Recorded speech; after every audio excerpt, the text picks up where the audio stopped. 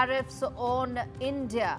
Ukraine President backs Trump's actions, says statement after the Modi-Zelensky call.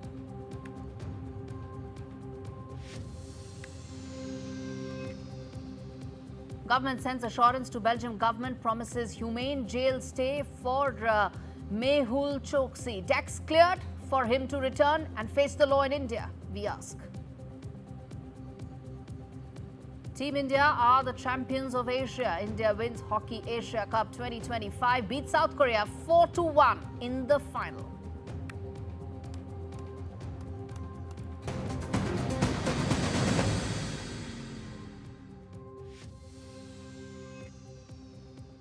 All right, viewers, the big story that we are tracking on the show in a surprising move. Ukraine President Volodymyr Zelensky has backed Donald Trump's move with regard to tariffs. He has come out and said that those countries that are trading with Russia should be penalized with additional tariffs, even as global backlash grows. Speaking to ABC News, Zelensky called Donald Trump's tariff threats against nations like India the right idea. Yes, that's what Zelensky said.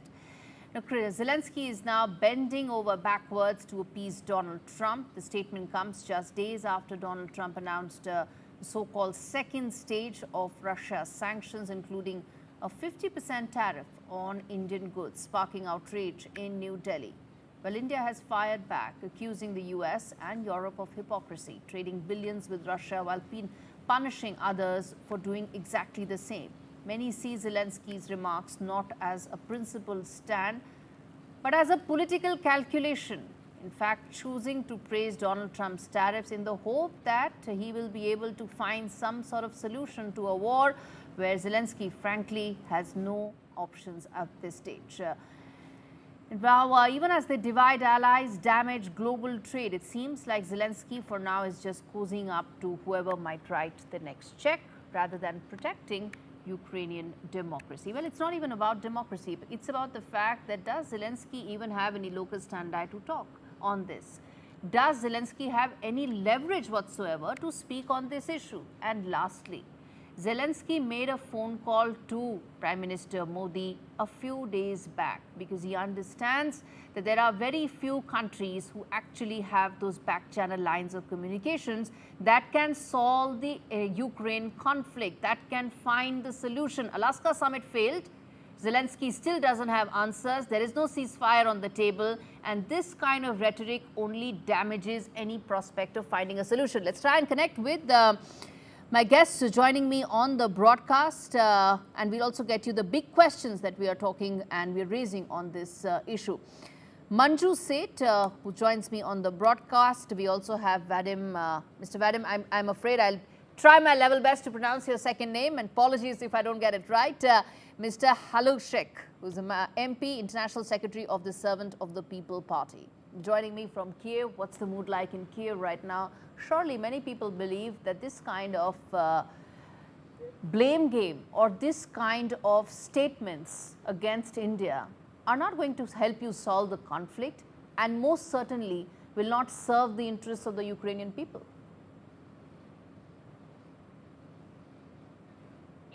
Thank you for the invitation. You did just well with my name, Vadim Halaychuk. I'm from the President Zelensky party, and I am in the European Integration Committee, where we work a lot on overseeing the process that the sanctions which were applied on Russia are actually observed. And as we know well, the EU is now in the process of forming 19th package. Of course, if those were applied correctly, we wouldn't need 19 packages now. If those sanctions which were applied were observed by everyone, we would have had a very different situation. Therefore, I completely disagree with the assessment that the statements made by President Zelensky are against India. They are against the situation, against those countries, against those businesses who help Russia to avoid sanctions. And as we know well, oil trade is the number one source of income for Russia and the number one source of fueling this war. So the way Trading forward would in be Russian to oil? apply the Mr. sanctions Vadim, are you trying to and say that there force is Russia nobody into trading in serious Russian oil? negotiations. And this is Excuse going me? to help you solve the conflict? Absolutely. Russians will stop only when they stopped. Putin has shown no interest whatsoever in diplomacy. He has made the ultimatum, and regardless of all the No, niceties Putin is not that showing he any got interest in recently, diplomacy because the Alaska summit failed. Let's also be very clear. He walked out without a ceasefire. He walked out without any need to be able to finalize a peace plan.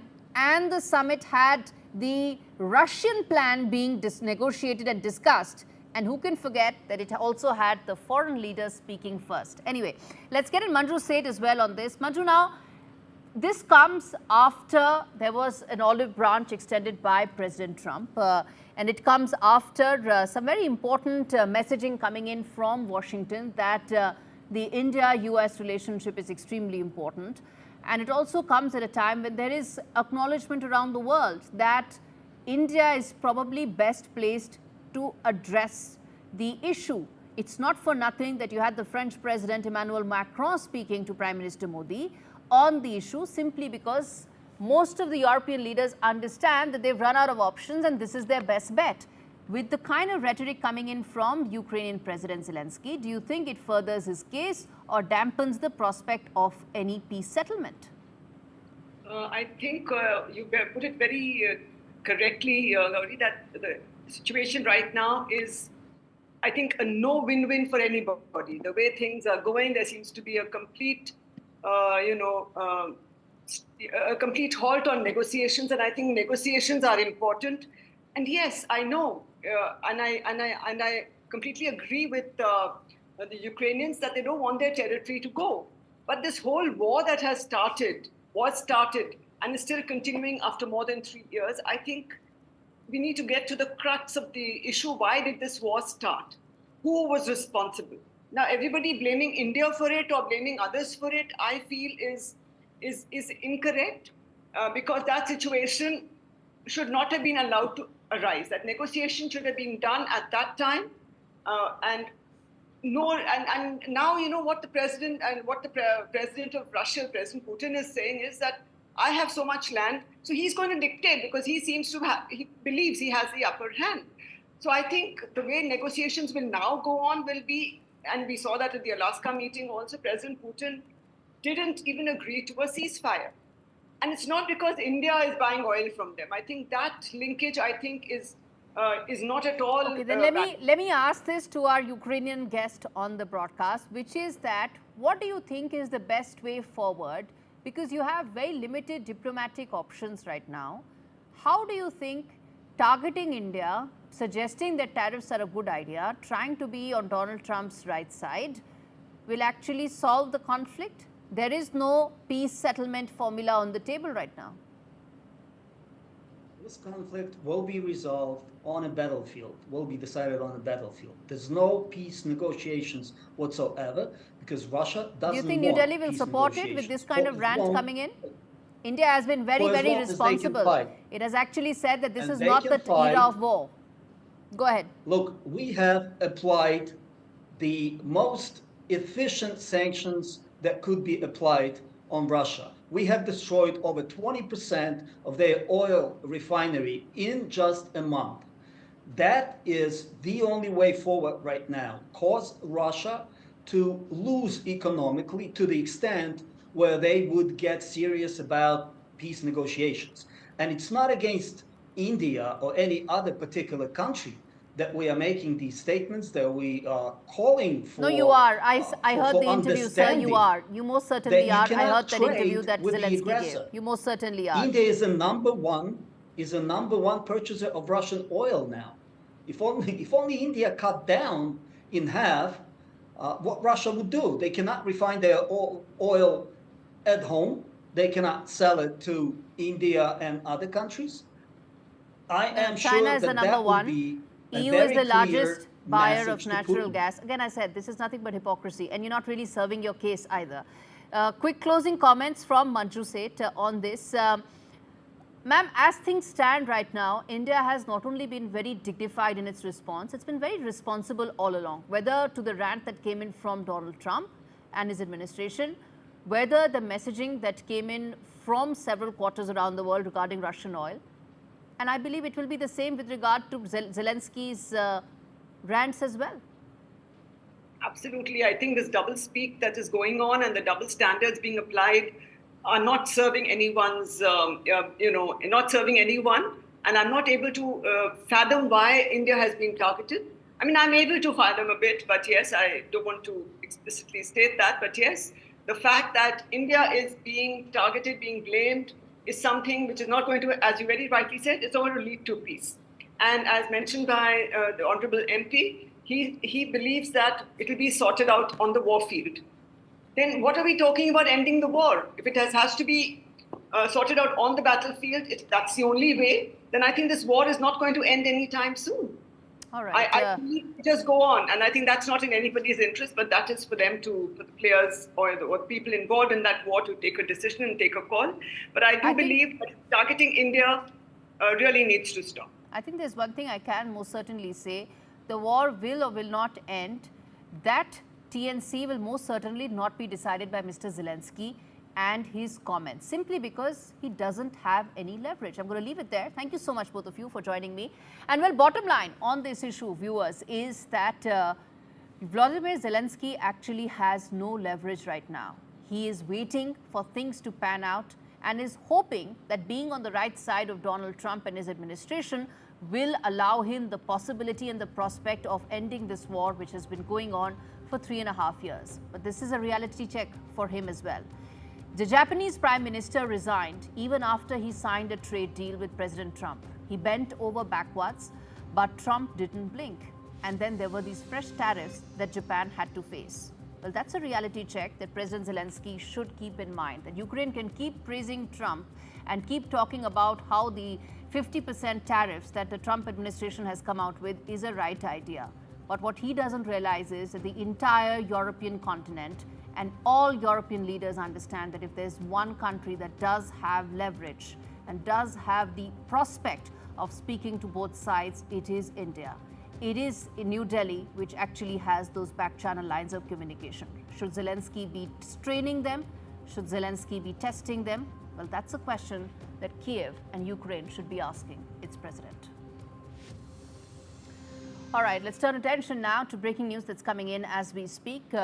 Important updates coming in from Nepal, where the youth is holding a rally to protest against corruption in the country. The rally is at a venue that's close to the Prime Minister's office, is being hosted by people under 28.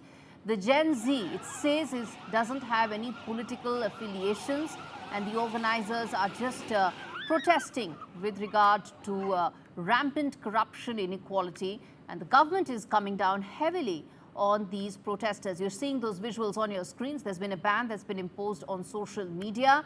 It's happened because to ensure that things do not go out of control. This ban was implemented on Thursday. But what needs to be kept in mind is that Nepal has been seeing and witnessing some protests in the last 6 months. Those protests have been with relation to bringing the monarchy back. This may not be related to that, but political turmoil is something that Kathmandu has been seeing for the last couple of months. Turning attention now to a major development tied to India's push to bring back fugitive economic offenders. A team from the UK's Crown Prosecution Service visited Delhi's Tihar jail a while ago. 4-member team, including officials from the British High Commission, they arrived here. They spent several hours inspecting jail premises. Jail number 4 is where one of these economic offenders is likely to be lodged. Why jail number 4? Well, it's the high security wing where first-time prisoners are kept. The visit comes amidst India's ongoing efforts to extradite high-profile fugitives, whether it's Vijay Mallya or Nirav Modi. British courts have previously raised concerns with regards to prison conditions in India, and those extradition cases have have progressed very smoothly, even as questions remain and have been asked by India again and again in terms of why is it that this is being raised as an issue, even though New Delhi has clarified that humane conditions will be given to the prisoners. All right, on that note, a quick break. We return with more stories on the other side. Stay with us.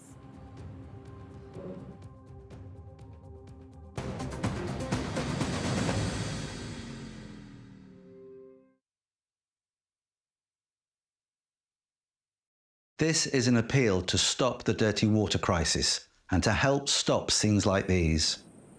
Filming with WaterAid, I've met children like Karim, who have to drink dirty water from rivers, swamps and holes dug deep into the ground. The water is dirty, filled with insects, germs and disease. I've seen and heard how dirty water makes babies sick. No wonder it makes their mothers worried. That's why I'm asking you to help communities change this picture. You can help bring clean water to a child right now by texting or calling WaterAid to give £2 a month. WaterAid and local experts are already working with communities who need clean water, helping them to install life-saving pipes, pumps and taps. I've seen the difference your £2 a month can make. With clean water, everything changes. The children are full of energy, full of life, full of hope for the future. WaterAid have already brought clean water to nearly 30 million people. But we can't stop until it's in the hands of every child. Today, 1,000 children will die from dirty water, poor sanitation or hygiene. So please, give now to help save a child's life. Text the word water to 88008 or call WaterAid now on 0800 088 7733 to give £2 a month. Thank you. Auto Sergey automatically checks for ways to save on your car or home insurance. The Compare the Market app, the simplest way to save. We know that living with diabetes can make daily life a challenge, and we're here to help. I felt very low with the diagnosis and very lonely as well and embarrassed. I think people don't necessarily realise the impact that being diabetic can have on you and the amount of extra decisions you have to make a day through carb counting every single thing you eat. If you're struggling with the everyday challenges diabetes can bring, become a Diabetes UK member today. Receive this informative welcome pack and Balance magazine. Balance magazine has been very good in giving me tips to manage my diabetes on a day-to-day basis. One of the things I was recommended to do was exercise. What motivated me was my love of dance, and I got that back. Join a community that really understands. Call 0800 035 7605 or go online to become a member for just £3 a month.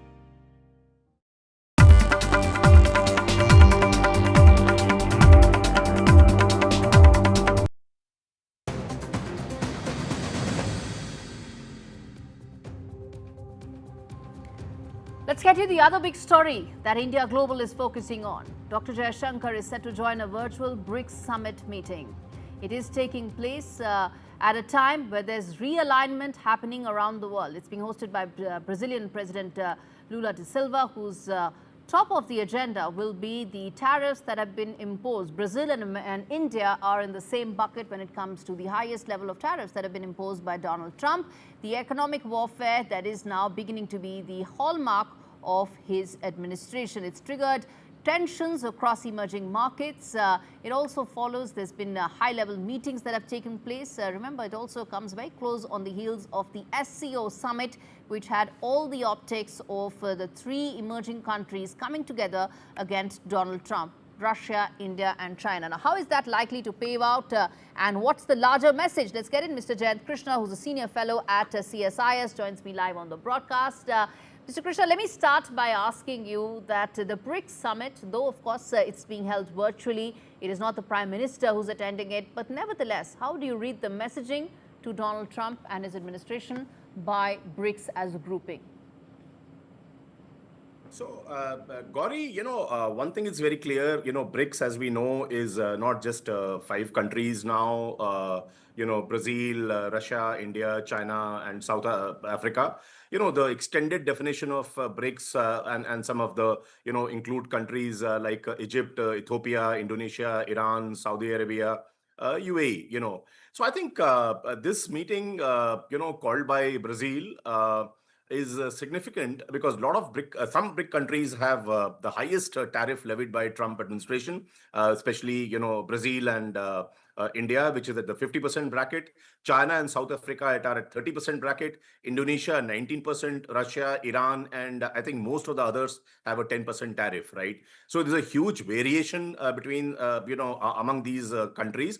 And also, President Trump has spoken, about BRICS countries quite in no uncertain words earlier, that, if they continue with their anti-America agenda, which is not the case, incidentally, then he would levy additional 10% tariff on all BRICS countries, So I think it is an issue they need to discuss together. And I think India did the right thing by Prime Minister not participating and External Affairs Minister Jaishankar participating, because I think some of the things which President Trump has been saying that BRICS has a de-dollarization agenda and so on and so forth. I think India is one which has never supported any such move or any such discussion which has happened under the BRICS umbrella. So much of his apprehensions about BRICS being an anti-America platform are unfounded to my mind.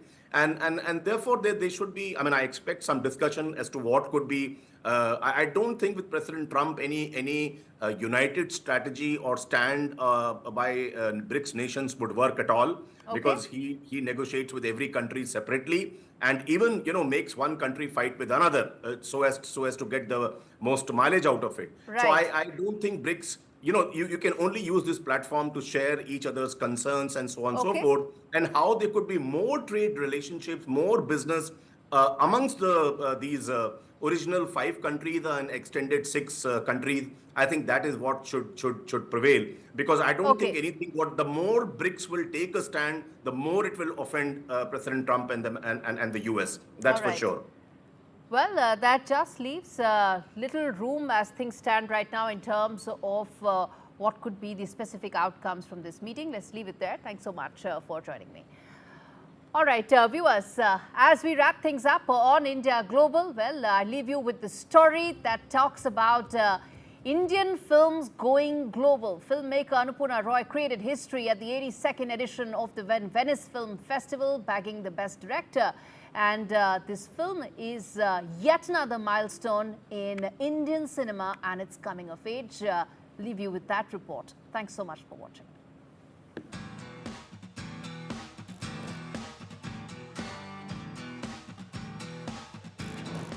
As Indian cinema continues its unstoppable rise on the global stage, driven by a bold new wave of women filmmakers, Annapurna Roy has made history at the 82nd Venice Film Festival, winning Best Director in the Orizzonti competition for her film Song of Forgotten Trees. आपने पढ़ी हैं कविताएं हमारी? अजी पढ़ने का अवसर कहाँ मिला, झांका जरूर मुल्क में जब आज़ादी की आग लग रही है. Song of Forgotten Trees revolves around 2 migrant women in Mumbai as they develop an unexpected connection beyond being roommates. The film stood tall as the only Indian entry in the category.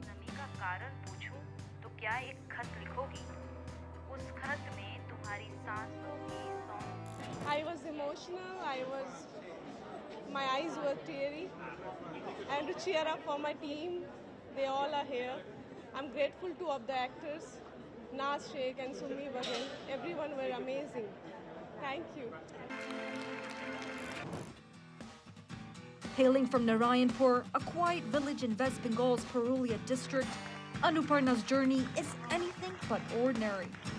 As an English literature graduate, she once juggled corporate jobs in Delhi and Mumbai before chasing her cinematic dreams. Fueled by a passion for film, she pursued a diploma from Anupam Kher's acting school and participated in various acting workshops, only to realize that her true calling was behind the camera.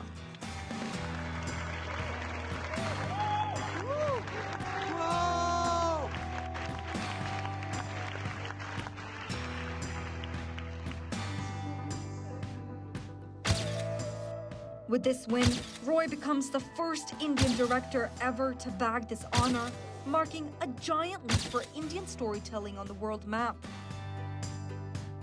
From Purulia to Venice, Anuparna Roy's journey is one powered by passion, perseverance, and powerful storytelling. Samia Afsar, NDTV World.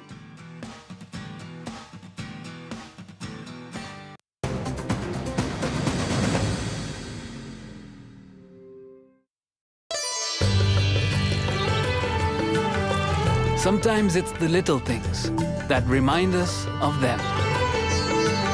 Stay close, even when you're far apart. Send money worldwide with Remitly. Right now, terrible things are happening to donkeys. They work all day in the blistering sun, without food or water.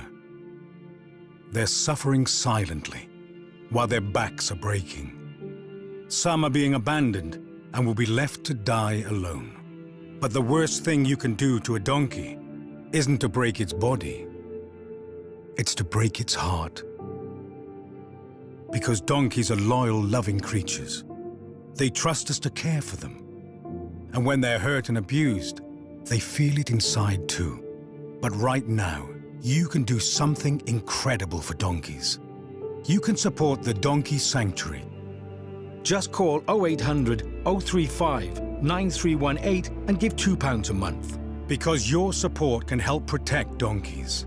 You can help us to treat the sick and the injured. You'll help to mend broken hearts so that they can learn to love and trust again. Right now, so many working donkeys around the world are suffering. But we can only be there for them with your help. So please, call 0800 035 9318 or text HEART7 to 78866 and give £2 a month to the Donkey Sanctuary, because terrible things are happening to donkeys. Please, do something incredible for them right now. At Tesco Mobile, we're celebrating 30 years of Club Card, and we've got a gift card just for you. Get our unlimited data SIM for just £20 a month with Club Card prices, saving you £120. And we'll give you a Tesco gift card worth £30. Now for the hardest decision, what to spend it on. It pays to be connected. Search Tesco Mobile. Every little helps. If Lubasi was your son, you'd do anything to stop his suffering. He's in agony because he has an eye infection called trachoma. It's often spread by flies, like these. If Lubasi was your son, you'd take him to the doctor. But his parents can't afford to get him the care he so desperately needs. You can. When you give £2 a month to Sightsavers, you can help save more children from agony like this and spare their parents the pain of watching their children suffer. Every month, you'll help our eye doctors get to some of the world's poorest and most remote villages.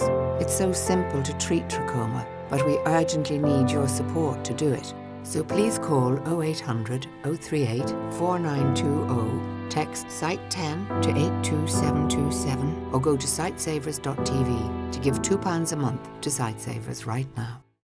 With Post Office Over 50s life cover, enjoy peace of mind knowing your family will receive a guaranteed payout when you're gone. UK resident 50 to 80, you're guaranteed acceptance. No health checks and from just £1.15 a week. Plus free 24/7 GP access with the health and wellbeing benefit. Purchase and receive a £125 gift card for amazon.co.uk, Tesco or M&S. Call Post Office on 0800 171 2211. Vista Health means making sure I've got all the right tools for the job. And now that I'm 50, that means looking after the life I've built, protecting my lot if anything happened to me. That's why I decided to learn more about over 50s life insurance from Cover Today. They're the only over 50s life insurer with no waiting period, unlike other insurers who could make you wait up to 2 years for full cover. With Cover Today, you're fully covered from day one. and you're covered for the whole of your life. Plus, unlike other things in life, the price never goes up. Learning more couldn't be simpler. Go online or talk to their friendly UK team in just one phone call. Cover Today are the only over-50s life insurer with no waiting period and no annoying trips to the doctors either. Plus, you get your choice of a £125 gift card. Cover Today has given me genuine peace of mind. And now that's done, I can get on with something much more interesting. To find out more about Cover Today, call our friendly UK team on 0808 143 4733 or visit covertoday.co.uk.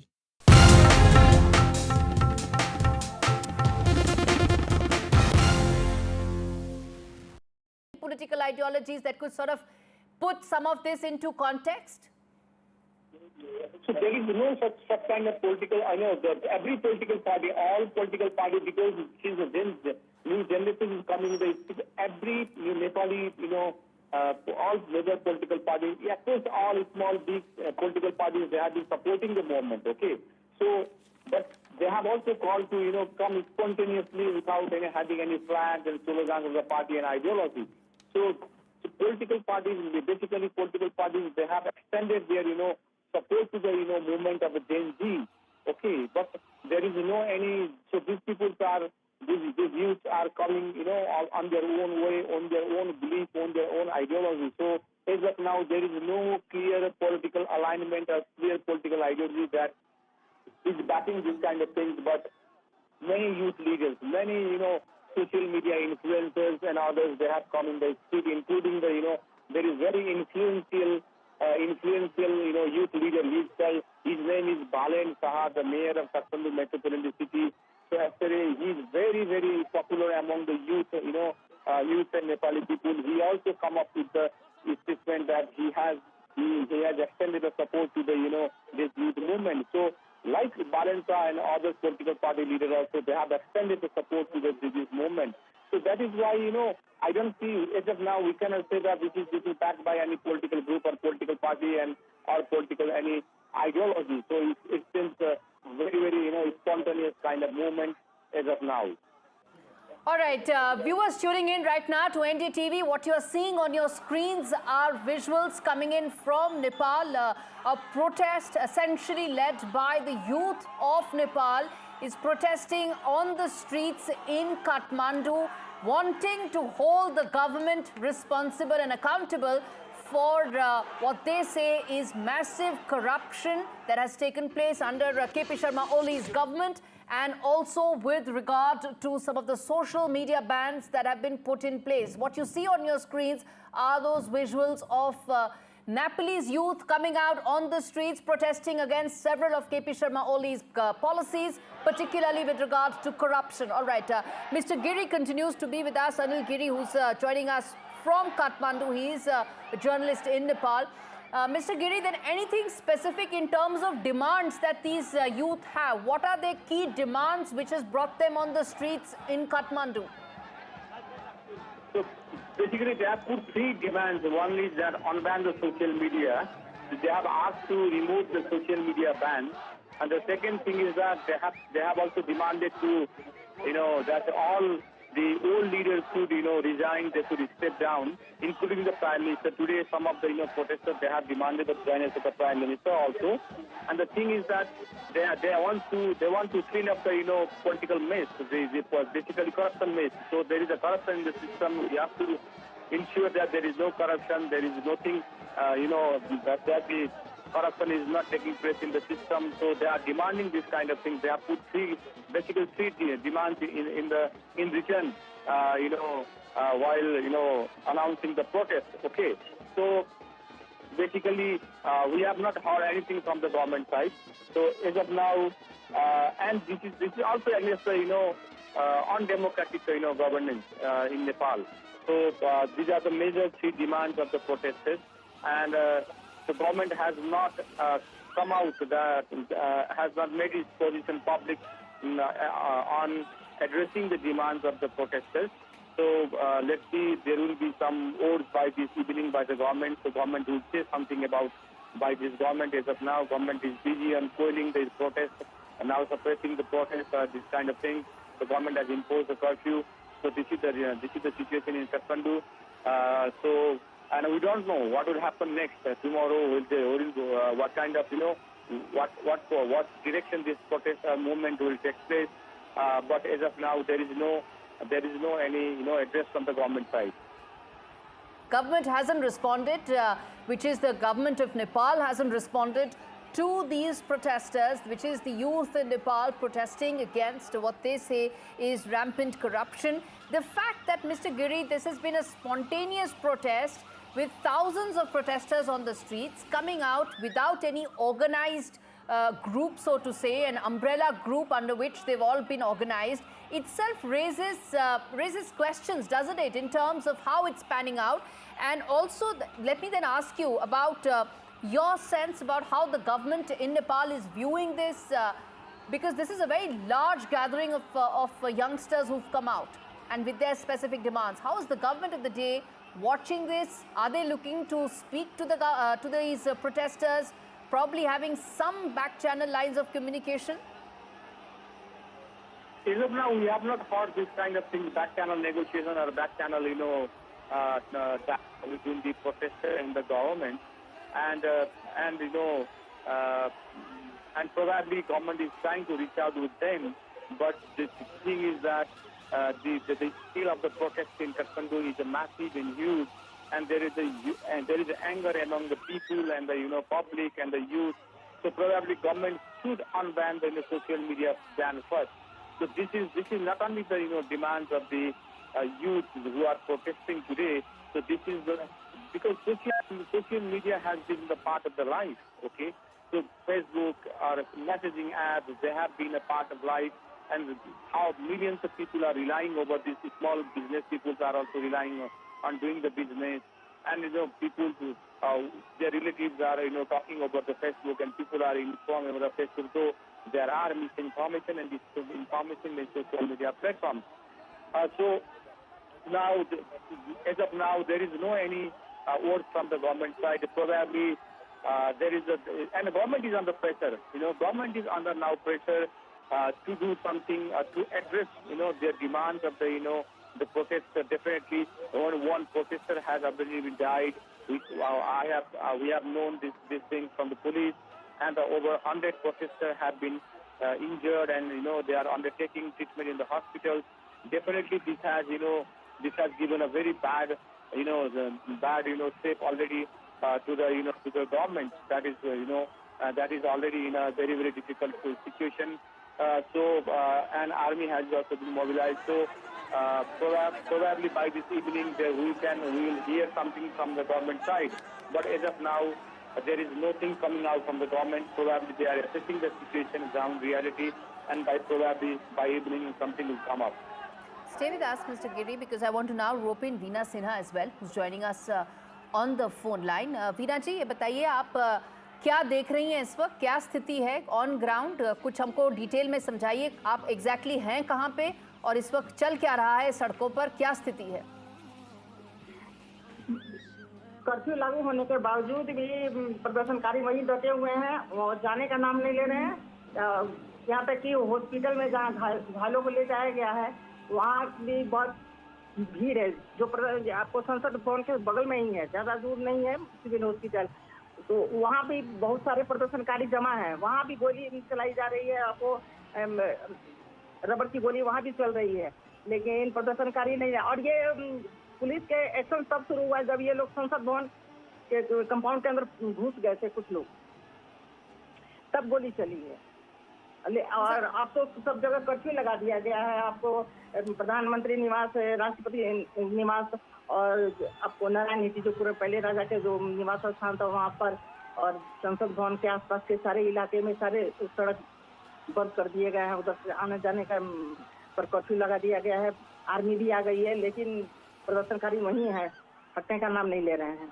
Veena ji, ये बहुत गंभीर बात है कि प्रधानमंत्री आवास के पास तक ये सारे प्रदर्शनकारी पहुंच गए थे और इतनी भारी मात्रा में प्रदर्शन चल रहा है. क्या कारण है कि इतने सारे लोग एक साथ इकट्ठे हो गए? क्या उनकी मेन डिमांड है, क्या चाहते हैं वो इस वक्त, किस लिए प्रदर्शन कर रहे हैं?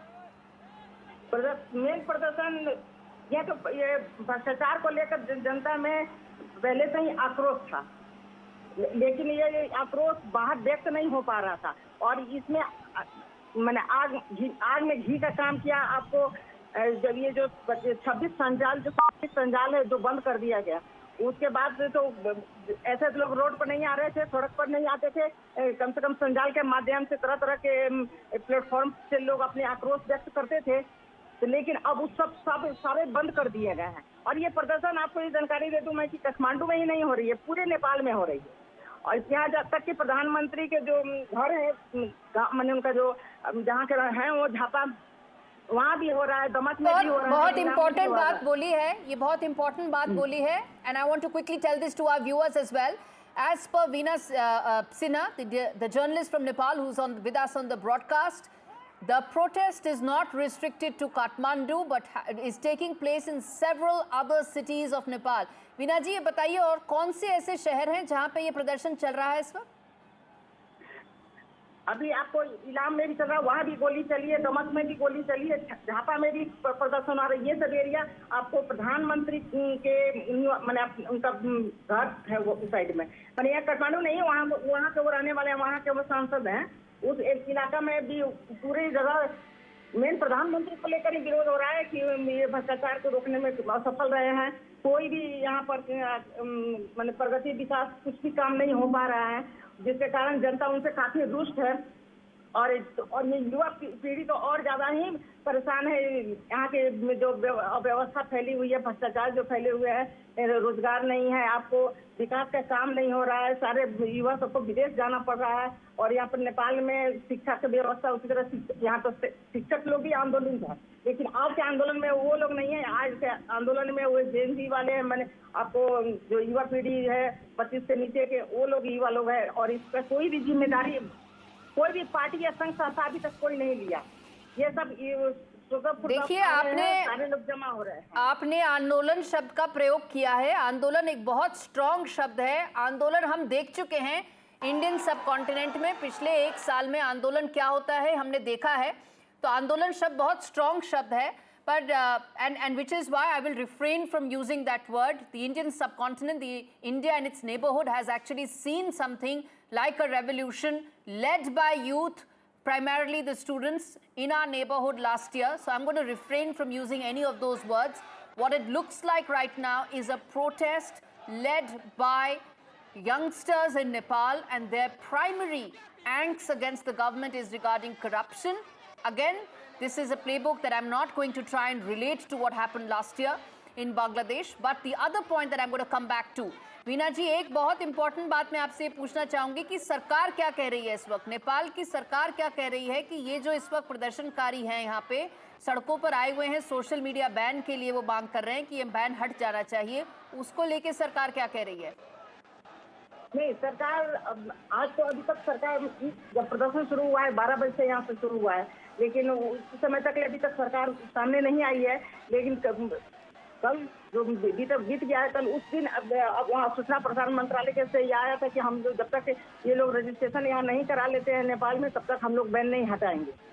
तो अब मैं इससे पहले भी आपको बताई हूँ कि जो सरकार में जो सबसे बड़ी पार्टी शामिल है नेपाली कांग्रेस, उसके सांसद और नेता से जाकर अपने सभापति को ये इस बात के लिए आगाह किया था कि आप इसको प्रधानमंत्री से मिलकर मैंने बैन को वापस करवाइए, नहीं तो बहुत बड़ा विवाद उत्पन्न हो जाएगा। सारे कि ये जो आंदोलन आज जो शुरू हुआ है वो उसकी तैयारी तो 4-5 दिन पहले से सब जगह आपको सोशल मीडिया के माध्यम से, 2 छोटे माध्यम से, उस माध्यम से खबर हो रहा था कि अगर सरकार नहीं हटाती है, हम लोगों को बोलने का जगह नहीं देगी या कोई प्लेटफॉर्म नहीं उपलब्ध करा रही है, तो हम लोग सड़क पर उतरेंगे। ये सब बात हो ही रही थी, इसीलिए वो पार्टी, आपको सबसे जो बड़ी पार्टी है नेपाली कांग्रेस, वो उनके सांसद और नेता इसके लिए चिंतित थे कि हमारा पार्टी का भी पोजीशन डाउन हो जाएगा, आप इस पर कुछ कीजिए। लेकिन अभी तक न सभापति जो शेर बहादुर देवगा हैं, हम कुछ we'll also play some reactions for our viewers, but Veena जी, एक मैं प्रश्न ये पूछूंगी आपसे कि अगर सोशल मीडिया डाउन है, व्हाट्सएप और कोई और मैसेंजर चल नहीं रहे हैं, तो ये लोग एक दूसरे से बात कैसे कर रहे हैं और कैसे एक साथ एक जगह इकट्ठा होकर प्रदर्शन कर रहे हैं? कैसे बात हो रही है? तो कहीं ना कहीं कोई तो इनको एक साथ लेके आ रहा है। वो कौन है जो एक साथ लेके आ रहा है इनको?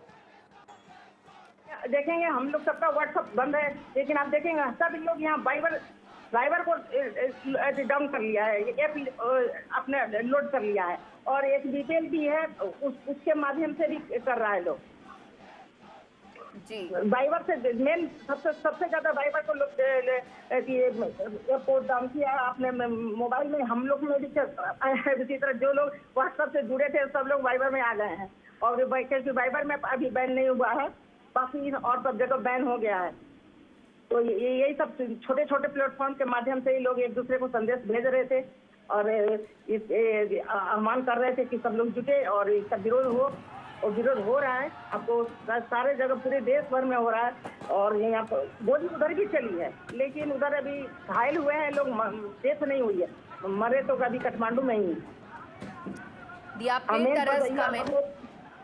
हाँ, या और मैं तो देख रही हूँ कि काफी तेज धुआं भी निकल रहा है, इसका मतलब कि कुछ कहीं आगजनी भी हो रही है, तो इस पर सभी पता नहीं चल पाया है कि वीना जी बने रहिए, दिख रहा है।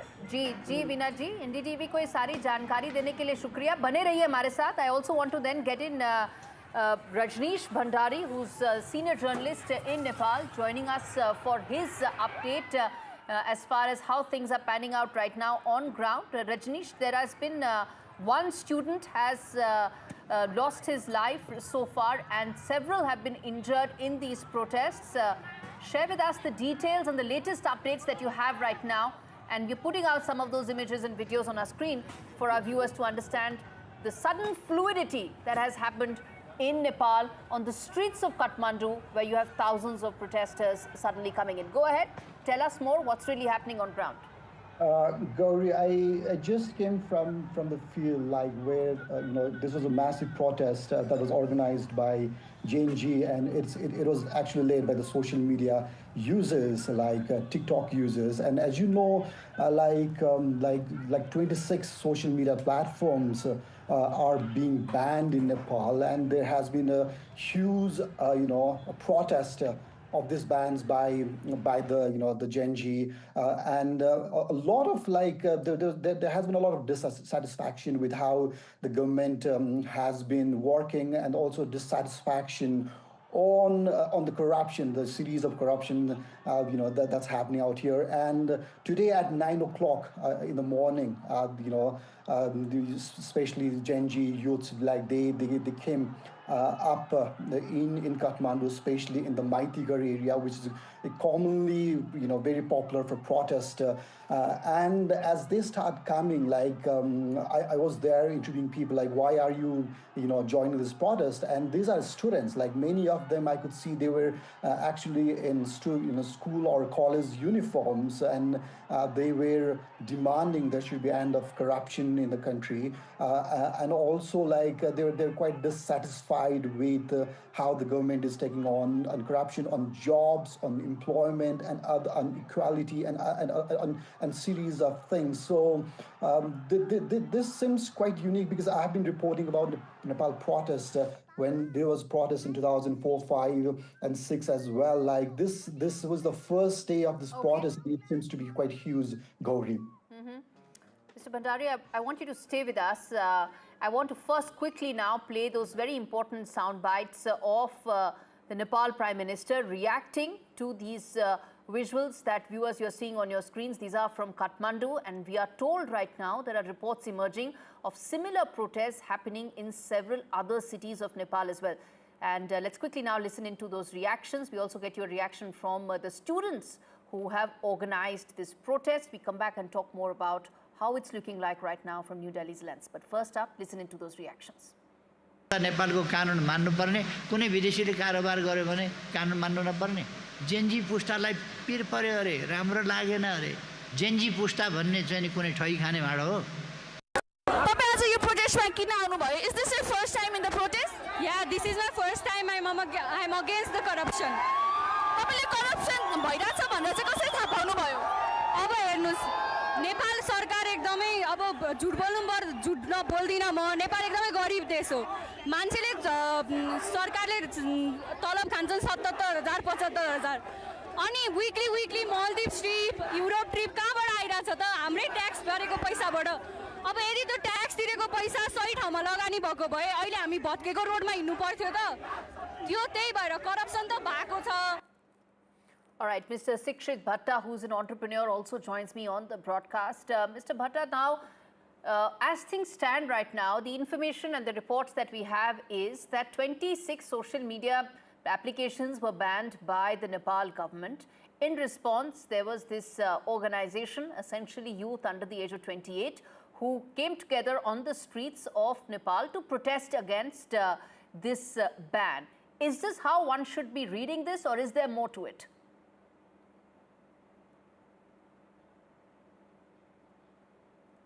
Mr. Bhatta?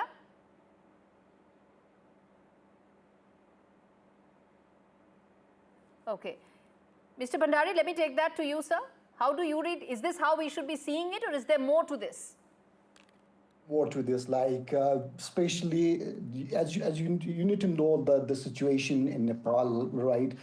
First and foremost, like nearly 2,000 people leave the country for jobs and employments out of the country. So what Nepalese are actually looking at the moment is jobs, like they're looking for employment, they're looking for opportunities. And so it's not just about the ban, it's actually about, it has a deep root cause in the employment scenario in the country.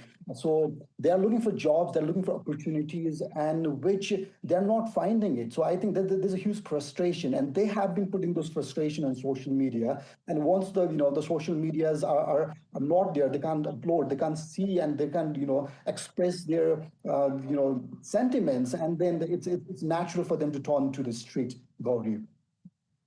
Okay, so the Ministry of Communications and Information Technology for the government of Nepal said it had given the companies 7 days to register following the court order where 26 of the applications were banned, and all had actually failed to meet the deadline. This is as per the information that's come in from government of Nepal, because of which these platforms, all 26 of them, were deactivated. It has been said that these protests are in response to that, though there could be more than that.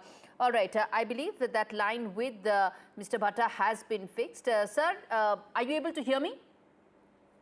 Yes, I'm here. How do you read what's happening right now on the streets of Nepal?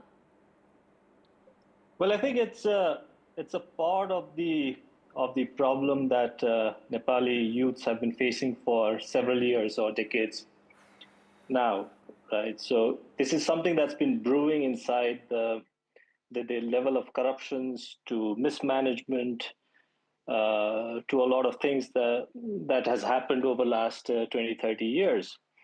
And what we've also seen is we've also seen the same faces come again and again, and there's not been a stable government for last few decades. It's the same people who are changing their seats, and it's a kind of a musical chair that happens in Nepal. So this frustration has been brewing for over many years, and the social media ban that came in last few days just fueled the fire.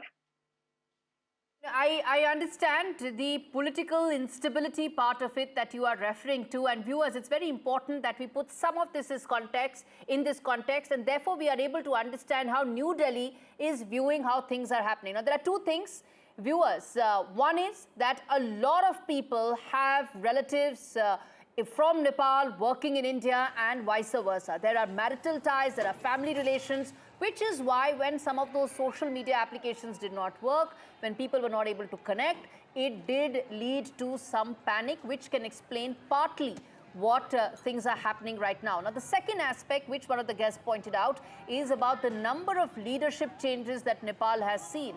And in the last decade or so, I believe at least a dozen, if not more, prime ministers have actually happened. Nepal has seen that many in just the last decade. It could be anywhere, but I think about 12 to 13 prime ministers, adding to the political instability that the country has faced. Now, this is a question I ask both of you, Mr. Bhandari as well as Mr. Bhatta, which is that what do you think is going to be the look ahead in terms of solving the immediate? Before we talk about anything long-term or reforms or any of that, I want to focus on the immediate. How do you see the situation being brought under control? Do you see the only government reaching out to these youngsters, or is there any other way? How do you see this? Mr. Bhandari, let me start with you. I think that's a great question. As the protest is ongoing and it's also escalating in other parts of Nepal, especially in Kosi province and other parts, we have seen series of rallies, in major cities of Nepal. If you ask me the question like what's going to happen as a journalist, it's quite difficult to predict at the moment, because we believe in facts and we believe how things will move on. So. At this moment, it's important to see how this protest will escalate, or whether it will grow tomorrow, whether there will be more protests in coming days or not. But what I think from my perspective, as what the government should do is to have communication with them, to have dialogue with them, and then to have conversation with them. Because for anything in the world, what we need is dialogue, right? We need dialogue. We need to listen. We need to listen to these Gen Z youths who are coming on streets. It's because they have been forced to come on streets. It's not by the choice, because of the situation and the condition of the country. They are coming to the streets. So I think it's also important to address the problems and issues that they are actually bringing at the forefront. And if you see on TikTok and other social media platforms, there's a huge campaign on Nepo kid, trends, especially they are actually this has actually come from other countries, the Philippines and Indonesia and other countries. They are actually coming up and saying about the politicians' children, so how they are spending the money, and they're saying that this is the money we actually pay on taxes, but how do you see the politicians, their children are actually spending all this money? How could they have all this money? So this is a big question of accountability and corruption at the moment, so which also needs to be addressed if they want to communicate or engage with Gen Z. Okay, so the government said this was regulatory compliance. People saw this as an effort to clamp down on their freedom of expression and freedom to be able to freely use social media, and it was seen and viewed as an attempt to crush dissent.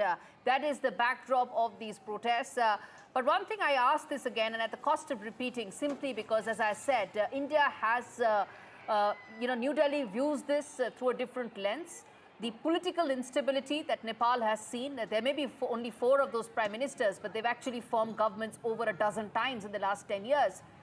Is the present government facing threat because of this political instability that you think is going to happen in the government? Do you see that happening right now? Mr. Bhatta, let me ask you that question. Well, look, when you talk about the same faces, I think this is one of the very few times when you see the 2 largest parties forming a coalition government in case of Nepal, right? So, and this is supposed to be a very strong government based on the number of seats that they hold in the parliament. But when you look at the protest that's brewing right now, I'm sure the civils are going through their spine. And I'm sure internally, even though it may not be shown outside, they might be facing some jitters because of this protest, because the demands that these young people have come up with are legitimate, and no other political movement has been as effective or as large as the one that we've seen in Kathmandu this morning or this afternoon. And so therefore, I think that the government could possibly see it as a threat. And I think it is about time when they also retrospect. They see the demands and they learn about the aspirations that these young people have. Also, one also need to note the fact that when the social media is banned, right? Unlike people of the older generations like us, our neighborhood is physical, and that is where we go and speak and talk and interact with people. But for these young people, their neighborhood is digital. They live in a digital space. Okay. And if they take away a place of conversation, then they're taking away a big chunk or a part of their life. So this is, I think, very important. Okay, so this is the context for viewers tuning in right now. Let's quickly bring them up to speed with what they're seeing right now on their screens. Protests have taken place in Nepal, ostensibly by the youth under 28, and in fact it's dubbed the Gen Z revolution. Why? Because early this month is when the government, KP Sharma Oli government, had come out with an order where it blocked 26 social media applications, and what it said was compliance and regulatory compliance was seen as an effort to crush dissent and difference of opinion, which resulted in people on the streets. You're seeing thousands of protesters on the streets. One protester has in fact died after police opened those water cannon and several other measures to ensure that they put in those blockades and ensure that the protesters do not come near the Prime Minister's residence. It seemed that they managed to break several of those blockades and barricades and moved ahead, which is when it seemed that the police opened tear gas to ensure that they bring some of these agitators under control. The slogans that they were coming out with was "Independent voice is our right" and "Where has the taxpayers' money gone?" This is the context, viewers, of what you are seeing right now on your screens. Water cannon was opened, and to bring those protesters under control, videos and images that are coming in showed tear gas canisters to ensure that some of these protesters can be checked. Now, they all managed to breach the parliament compound. That is very serious. They managed to breach the parliament compound, indicating that there is some sort of an organized protest that is happening. One may ask that if 26 social media apps were actually banned, what was the app that they used to ensure that they all came together? TikTok was one. Maybe there was one such other platform that they used to connect and organize collectively. Now, this Gen Z revolution, what happens next? We are watching this very closely in Delhi, wondering whether this is going to be yet another quote-unquote student revolution in our neighborhood. But I want to ask this question to both our panelists. How do you see this now? Is there a way to bring this under control? Mr. Bhandari, let me ask you that. Gauri, I think like this is a great question, like how this unfolds, and I want to come back to the same like line I mentioned as a journalist. Like it's quite difficult to predict at the moment, but like it looks, what it looks is that when I talked with the protesters today on the street, young people coming directly from schools, colleges, they said like we didn't have food in the morning, like we are still empty stomach, but we are here for the protest. Like that there seems to kind of like the sense of like responsibility from Gen Z and all the sense of like belonging that we should decide our future. That's what I could see, and this reminds me of other protests that's happening all around the world, like how youths are coming and then having their voice. Like it also reminded me at certain point of the 2005-6 the moment that Nepal went through to overthrow monarchy. So it totally depends how what will happen tomorrow, like how. Now, what will happen tomorrow is something we will wait, but there's breaking inputs coming in on this story. Mr. Bhandari, let's address that, and viewers tuning in right now. Gen Z leader has appealed for protesters to leave safely and has gone on to say that this is a protest where many people are now coming in and vested groups are rattling masks. This is what we were talking about here on the broadcast, that this protest is this organized protest. Who is taking charge of it? Does this have any political affiliations whatsoever? Who's driving it? Now, in the wake of those questions, there's a very important update coming in, which is that the Gen Z leader has said, please exit safely and as soon as possible. There are too many vested groups that are rattling the masks, indicating that there may be some potential organizations and groups wanting to extract some potential leverage out of this situation.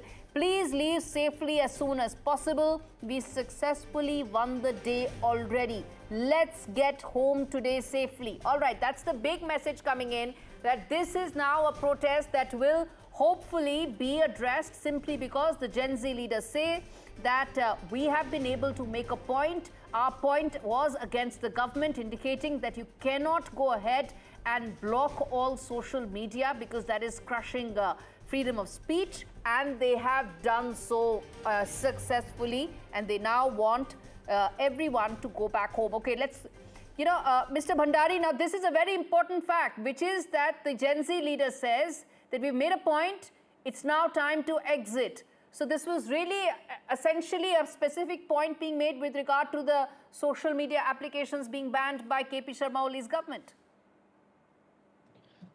Yeah, like if you look at the post from yesterday itself, like they have been saying that they want this protest to be purely Gen Z, like they don't want any other infiltration either from the political parties or either from other groups. So they have been very cautious of that, and this is quite very normal to say like there could be infiltration on how things went up. So and they're very careful about not labeling it through the different political parties. So they want it to be very independent. So then are we to believe this has now ended? The protest will end soon because they want everybody to now go back and they made their point. Is this going to end soon?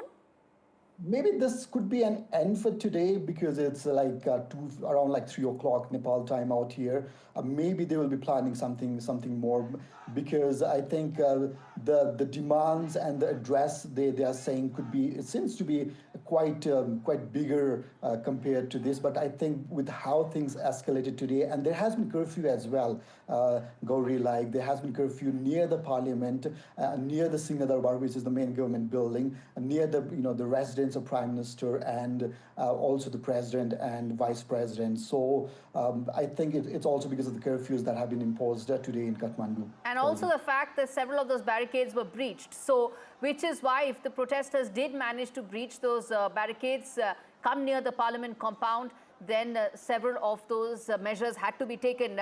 Mr. Bhatta, then are we then looking at normalcy returning to Nepal very soon? The protesters have made their point and now they want to move on? We don't know, because it looked very normal till yesterday afternoon, and things were brewing on social media and TikTok and on Reddit, right? So you never know. But I think the youths have a demand. They have a legitimate demand, and they are very strong demands, which also indicate that there are provisions that could also need the change in constitution, right? One of them was to ask for a directly elected executive, whether it's the Prime Minister or the President. So we don't know. We don't know as of now. But for today, I think I still hear that the protests are ongoing despite there being a curfew. So there's still reports of some unrest happening as we speak. But let's see how it turns out. So we don't know. It's all up in the air as we speak. Okay, those are fresh visuals that we are putting out on our screens right now. Viewers tuning in right now, what you see are those visuals from Nepal, where there's been a massive protest by Gen Z. These are youngsters under the age of 28, ostensibly protesting against two things. One is what they see as rampant corruption under the present government, and secondly, the decision taken on the 4th of September by the government to block 26 social media apps. In the wake of that is this protest, which did turn violent, where several of those protesters managed to break the police barricades, following which water cannon was thrown at the protesters to ensure that things do not go out of control. But what you're seeing right now are some very significant visuals on our screens. Student protesters in Nepal on the streets of Kathmandu, and reports coming in of several other cities as well. Even as there are updates coming in of that the Gen Z leader ostensibly says that we've made a point, it's time to exit because vested groups may be taking advantage of these protests. And that's extremely important to point out in the wake of the flux that has become the hallmark of Nepalese politics in the last decade. 4 prime ministers who formed over 10 governments in the last 10 years. That, many feel, could be the reason for several policy measures to not be fulfilling the aspirations of the youth. Those are live visuals that we are putting out on our screens. Massive protests in Nepal. youth uprising that has stormed Kathmandu and reports indicating of several organized protests taking place in other cities as well outside Kathmandu. How is the government now going to placate these student leaders? Will there be some sort of a message that will come out from the government side? What will that be? Will those 26 applications now be unblocked, made available to the people? And will that address the fundamental reason why these people came out and protested? Are questions that remain unanswered. Hopefully, we'll try and get you answers to those as early as possible. Mr. Sikshit Bhatta and Rajneesh Bhandari continue to be with us on the broadcast. Now, Rajneesh Bhandari, let me ask you this. As a journalist, what is it that you are picking up from the government in terms of their response right now? Do you see them now going ahead and unblocking those 26 apps, ensuring that at least the big bone of contention gets resolved? Do you see them holding some sort of an emergency meeting to address this? How do you see them playing this out now? I think that's a great question. Like as we have been covering this issue, like what we see is that definitely there is some meetings ongoing at the moment because this is a huge protest and there also death and also many people injured. So there will definitely be a meeting between the government and also the coalition partner as well, how they are going to move ahead on this. But looking at this, where they will unblock the social media, it's also we're yet to see. But I think they will somehow likely to address this issue we're not told anything from the government side, but what we know is they impose the curfew, they want to calm down the situation, and they are putting more security measures to protect the parliament and things. I was right in front of the parliament building, and I could see a lot of protesters, as you see in the visuals as well, going inside and also flagging the Nepal flag. Rajneesh, let me just address some more breaking inputs coming in on this story, which is that 3 people have now died in these clashes that have taken place in Nepal between the police and what are youth protesters. They may not be all student protesters, but they are all youth protesters, ostensibly protesting against the 4th September order by the Nepal government about blocking 26 social media applications. And they've also gone ahead and said that this is regarding rampant corruption in the present government. Now, that's a very vague, open-ended statement when you talk about corruption-related protests. But this is how things stand right now. Update is that there are 3 people who are now dead due to these clashes, these protests in Nepal. There were reports indicating that the Gen Z leader who is supposed to be behind this in terms of the organization leader has said and in fact told the people, told the protesters that they've made their point, it's time to go. But will that happen now? Remains to be seen, because questions have also been raised as to whether it has now been taken over by vested interests. Rajneesh, let me come back to you. Now, updates coming in. There are now 3 people who are dead in these clashes. Clearly, it's not looking that it's going to subside anytime soon. True, Gauri, definitely 3 dead as of we know, and also more are injured. What we know is more than 80 people. There's a hospital just near the parliament. It's called the Civic Hospital, and there are more than 80 people who are currently undergoing treatment, and it has been a very hectic place at the hospital, and doctors are trying their best to go through all this all these people who are injured, and many are also, others are also in the serious condition. That's what we know. So it seems to be a very, very difficult and also something loss of 3 people. I think the protesters, when they were protesting, they never thought about this this consequences could happen. We're yet to know about the names of the people who are dead, but this seems to be growing up, Gauri. Yes, indeed, it seems to be going up. Mr. Bhatta, then let me ask you this, that with the number climbing up, it was 1 till a short while back. It has now climbed to 3 people who are now dead. The casualty figure has climbed up. Do you think that will make the present situation more volatile? Well, the first thing is that it's really heartbreaking, isn't it, to have protesters being killed, and especially if, God forbid, if the fires have been opened to young people, because from the footages I saw, there were youngsters of 15, 18, 20 years old. There were students in their uniform with their books, and I think if that is the case, then we're setting a very, very wrong precedence.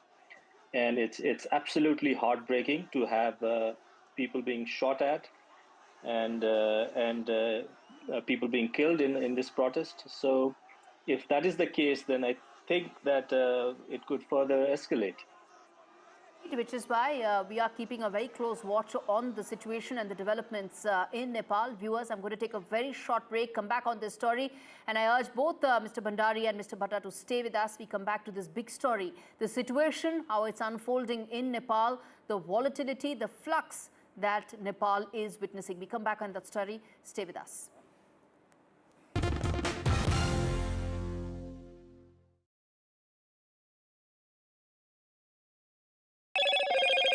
Everything changed when I decided to follow my passion and build a brand around what I love. We're finished there and we're powered by Shopify. Just sorted my guaranteed over 50 plan with Sun Life. There's even a cash payout. Nice one. It's given me the confidence to look after myself. I've started learning jiu-jitsu. Come on! Search Sun Life Plan today and get your first 6 months premiums back. Popping to the shops isn't as easy as it used to be. Ages. That's why I love Wiltshire Farm Foods meals. They're delivered straight to my door for free, and there's no silly subscriptions, which means I get all the flavour. With none of the faff, so I can put my feet up. Well, occasionally. Why not give them a call or go online? Wiltshire Farm Foods, that home-cooked taste. Delivered. Unexpected expense? Drafty's got your back. Borrowing £100 for a month costs less than £6. Apply at drafty.co.uk. Don't let gaps in your travel insurance spoil your holiday. Go without the doubt. Insure and go. Call 0800 198 0198. Yes, we've won £1,000! Play bingo at Tombola for free in September, where a £1,000 full house prize will be won every day. Open for fun. We know that living with diabetes can make daily life a challenge, and we're here to help. I felt very low with the diagnosis and very lonely as well, and embarrassed. I think people don't necessarily realise the impact that being diabetic can have on you, and the amount of extra decisions you have to make a day through carb counting every single thing you eat. Day-to-day living with diabetes is really difficult. So Diabetes UK has made my life easier every day. If you're struggling with the everyday challenges diabetes can bring, maybe it's time to become a Diabetes UK member. Call 0800 035 7601 or go online to become a member. And for just £3 a month, you'll get a welcome pack and a practical guide tailored to your type of diabetes, and a copy of Balance magazine 4 times a year. Balance magazine has been very good in giving me tips to manage my diabetes on a day-to-day basis. Plus regular email updates with the latest diabetes news and special discounts. One of the things I was recommended to do was exercise. What motivated me was my love of dance, and I got that back. Join a community that really understands. Call 0800 035 7601 or go online to become a member for just £3 a month. I would recommend Diabetes UK to anyone with diabetes. Join up, become part of a community, get that support that you need.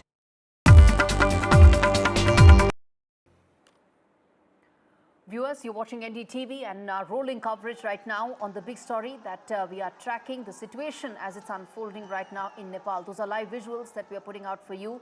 How situation is looking right now in Kathmandu, in Nepal, as thousands of protesters young Nepalis have marched in the capital, demanding that the government lift its ban on the social media platforms and the culture of corruption that they say is now all-pervasive in the country. Several social media apps, actually 26 of them, have been inaccessible since the 4th of September order by the government, which left many users angry and confused. Now, waving national flags, Gen Z demonstrators started the protest with the national anthem before unleashing chants against the social media prohibitions and corruption. And updates that are coming in is that 3 people have now lost their lives. 3 people are dead in these clashes between the protesters and the police. They managed to pass several of those key barricades, and which is the reason why there's now curfew that is clamped in several parts of Nepal. Let's get in Sikshit Bhatta, who's joining us live from Kathmandu. He's an entrepreneur watching these developments closely. Now, Mr. Bhatta, as things are unraveling right now, we spoke about the possibility of these protests coming down or in fact ending simply because the Gen Z leaders said that the primary objective of these protests has been met, has been achieved, which is that they had to make a point. But now, with 3 people dead, do you see the possibility of these protests ending anytime soon, or do you think there's going to be more volatility on the streets of Kathmandu?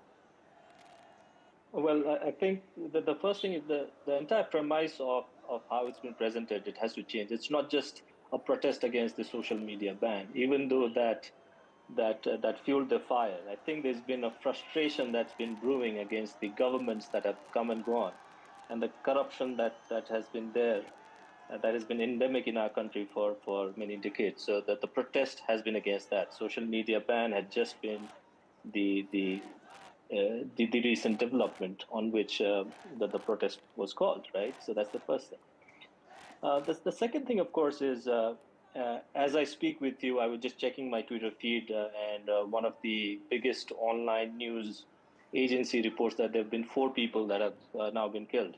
Okay, so that number may have climbed, even though we are waiting for a formal update on it. The situation remains fluid, which is why we are being responsible. Yeah, so it's been reported by Online Cover, which is the biggest and the largest media agency, online agency. So, so what it means is, I think it has been absolutely irresponsible from the part of the government to open fire to youths who've been protesting. And like I said before, there were youngsters from 15 to 18 to 20 years old. There were students in uniform with their genuine concerns, with placards in their hands. So this